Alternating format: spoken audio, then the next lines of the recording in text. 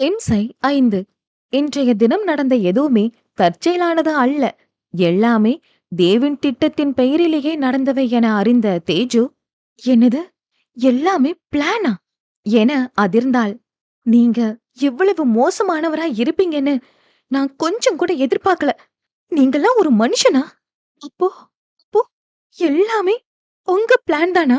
என்னையவே எனக்கு மேக்கப் போட வச்சது, மாடல் வரலன்னு சொன்னது, என்ன ரேம்ப்ல நடக்க வச்சது எல்லாமே உங்க பிளான் தானா என அதிர்ந்தவளுக்கு மீண்டும் மயக்கம் வராத குறைதான். எஸ், எல்லாமே என்னோட பிளான் தான் என்றான் கூலாக. அதில் கோபம் பொங்க அவனை பார்த்தவள், நீங்க தாலி கட்டிட்டா நான் உங்க கூட தான் வாழ்வேன்னு கனவு காணாதீங்க. என் விருப்பம் இல்லாம நீங்க கட்டினதுக்கு பேரு தாலியும் இல்ல, இதுக்கு பேர் கல்யாணமும் இல்ல என தாலியை கலட்ட முயன்ற அவளது கரத்தினை சட்டென இறுக பற்றினான் தேவ். கோபத்தின் உச்சிக்கே சென்றவன் ஒவ்வொரு வார்த்தைக்கும் அழுத்தம் கூட்டி, இத நான் உன்னை கேட்டு கட்டலதான், ஆனா இது நான் எடுத்த முடிவு, இந்த தேவ்ரியான் எடுத்த முடிவு. இத கலற்ற தைரியம் உனக்கு எங்கிருந்து வந்துச்சு? இன்னொரு முறை இத கலட்டும் தைரியம் உனக்கு வரவே கூடாது. அதையும் மீறி நீ ஏதாவது செய்ய நினைச்சா உன்னை எதுவும் பண்ண மாட்டேன். ஆனா நீ உயிரா நினைக்கிற யாரும் உயிரோட இருக்க மாட்டாங்க என்றான் கர்ஜனையாக. மிரட்டும் குரலில் அவளிடம் பேசியவன் மேலும் அதை தொடர்ந்தான். நீ இங்கிருந்து தப்பிக்கலாம்னு நினைச்சா அது கனவுல கூட நடக்காது. உன்னோட பெஸ்ட் ஃப்ரெண்டு இப்போ எங்க இருக்கான்னு தெரியுமா? இதை கேட்டு தேஜுவிற்கு உலகமே ஒரு நிமிடம் நின்றதைப் போல இருந்தது. அவள் விழிகள் விரிந்து குரல் நடுங்க, மி மித்து, என் மித்து எங்க? அவளை என்ன பண்ணுனீங்க என்றவள் தேவின் சட்டையை இரு கைகளாலும் இறுக்கி பிடித்தாள். சொல்லுங்க, இப்ப சொல்ல போறீங்களா இல்லையா என அந்த அறையே அதிரும் வண்ணம் அலறினாள். மூச்சை சற்றே இழுத்துவிட்ட தேவ், இப்போ நீ ஏன் இப்படி கத்துற? என் காது வலிக்குது அஸ்வினி. நான் என்ன சொல்றேனோ அத மட்டும் கேளு. நீ இப்போ என்ன கேள்வி கேக்குற நிலையில இல்ல, அத முதல்ல புரிஞ்சுக்கோ. நான் சொல்றத மட்டும் கேட்டா போதும் என்றவன் குரல் இப்போது அவளை மிரட்ட ஆரம்பித்தது. நீ என்னை விட்டு போகணும்னு நினைச்சாதான் நான் அவளை ஏதாவது பண்ணுவேன். நீ நல்ல பொண்ணா எனக்கு நல்ல பொண்டாட்டியா நடந்துகிட்டா அவ அங்க ராணி மாதிரி இருப்பா. டார்லிங், ஒண்ணு மட்டும் ஞாபகம் வச்சுக்கோ, உலகமே பாக்குற மாதிரி உன்னை கல்யாணம் பண்ணிக்கிட்டவன் இந்த தேவ்ரியான். தப்பிக்க நினைச்சா உன்னை தக்க வச்சுக்க எனக்கு எந்த எல்லைக்கும் போக தெரியும். இதுக்கு மேலையும் உன்னால என்னை விட்டு போக முடியும்னு நினைக்கிறியா என்று கூறிக்கொண்டே நகர்ந்தவன் அந்த அறைக்கதவை படார் என அரைந்து சாற்றிவிட்டு வெளியேறினான். அந்த அறையே நிசப்தமான போதிலும் அவன் கூறிவிட்டு சென்ற வார்த்தைகள் மட்டும் அந்த அறை முழுவதும் எதிரொலிப்பது போல அவளுக்கு தோன்றியது. என்ன சொன்னா இவ? என்னோட மித்துவ, மித்ராவ ஏதாவது பண்ணிடுவானா என்று எண்ணியவள் மெத்தையில் பொத்தென அமர்ந்தாள். மித்து, இப்போ நீ எங்கடி இருக்க என்றவளின் கண்களிலிருந்து கண்ணீர் தாரை தாரையாக கொட்டியது. நெஞ்சை அடைத்துவிடும் போலிருக்க. நேரமோ நள்ளிரவை தாண்டியிருந்தது. அறையை விட்டு வெளியே சென்றவன் ஹாலில் உள்ள சோஃபாவில் சிறிது நேரம் கண்மூடி அமர்ந்திருந்தான். அவன் மனதில் தேஜுவிற்கு எப்படி தன்னை பற்றி புரிய வைப்பது என தெரியாமல் இருந்தது. முன்பின் எந்த பெண்ணிடமும் காதல் என்ற உணர்வை அனுபவித்திடாதவன் முதல் முறையாக தேஜுவிடம் அதை உணர்ந்தான். முதல் காதல் எப்போதுமே வாழ்வில் மிகப்பெரிய தாக்கத்தை ஏற்படுத்தும் அல்லவா? தேவ் மனதிலும் அவள் அத்தகைய தாக்கத்தை ஏற்படுத்தியிருந்தாள். அவள் மீது எல்லையற்ற அன்பை வைத்திருந்தான். ஆனால் அதை எப்படி வெளிப்படுத்துவது என அறியாமல் போனது பரிதாபமே.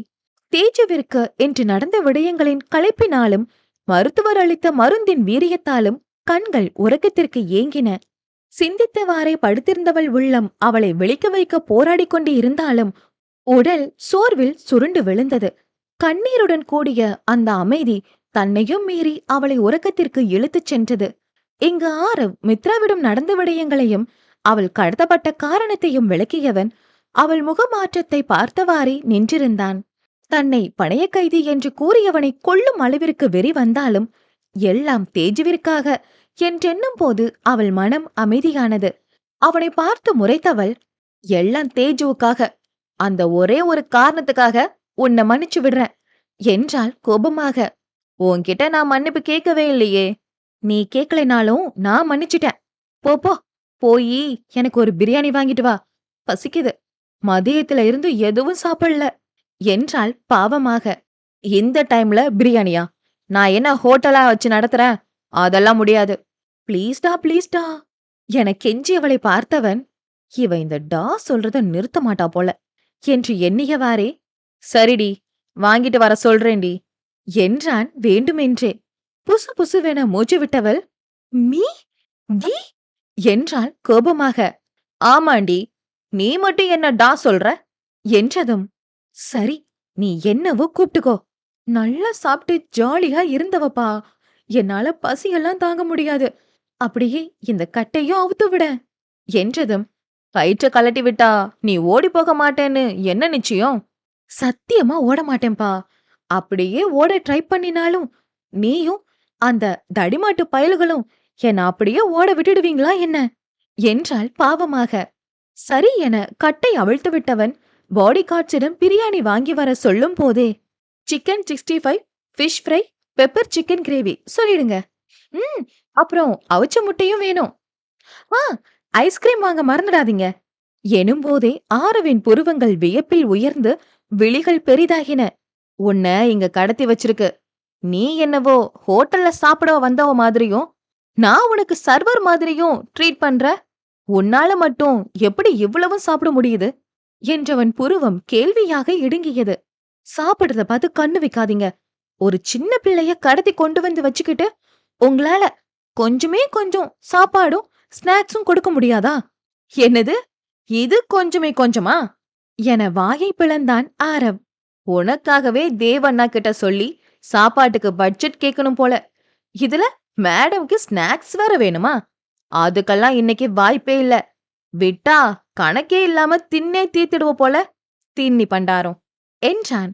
அதில் மூக்கு விடைக்க எழுந்தவள், என்னோட உயிர் தோழிய கல்யாணம் பண்ணிருக்காரு உங்க அண்ணன். என்ன வச்சுதானே அவளை மிரட்டிட்டு இருக்கீங்க? ஏதோ தேஜுவுக்கு நல்ல வாழ்க்கை அமைஞ்சிருக்கேன்னு உங்கள சும்மா விடுறேன். இல்லனா ஏதாவது பிளான் போட்டு எஸ்கேப் ஆயிருப்பேன். சின்ன பிள்ளை ஆசைப்பட்டு கேட்டா வாங்கி தர்றதுக்கு என்ன என மூச்சு விடாமல் பேசியவளை பார்த்தவன், சரி சரி, வாங்கிட்டு வர சொல்லி தொலைகிறேன். ஆனா உன்னை திரும்ப திரும்ப சின்ன பிள்ளைன்னு சொல்லிக்கிறத முதல்ல நிறுத்து என்றவன் அவ்விடத்தை விட்டு கடுப்புடன் நீங்கினான்.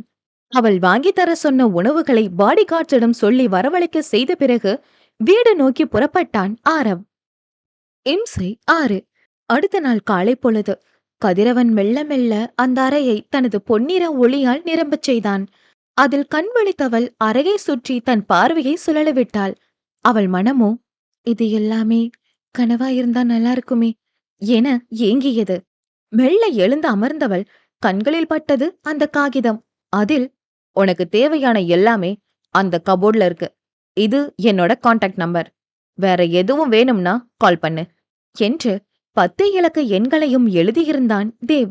அதை சலிப்புடன் தள்ளி வைத்தவள் மனதில் மித்ராவின் முகம் வரவே அவளை நினைத்து கவலை கொண்டாள். வீடே நிசப்தமாய் இருந்தது. தேவ் அவசர வேலை நிமித்தமாய் வெளியே சென்றிருந்தான்.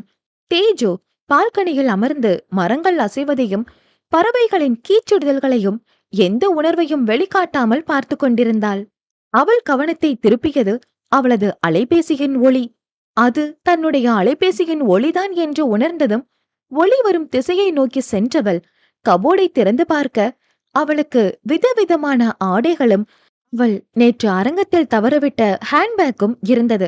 அதிலிருந்து தன் கைபேசியை எடுத்து பார்த்தவளுக்கு ஒரு நிமிடம் ஏதோ தன்னை காக்க ஒருவன் கிடைத்ததைப் போல இருக்க, வேகமாக அழைப்பை ஏற்று காதில் வைத்த அடுத்த கணம், ஹலோ என வாய் திறக்கும் முன்னமே, ஏய் தேஜு, என்னடி பண்ணி வச்சிருக்க?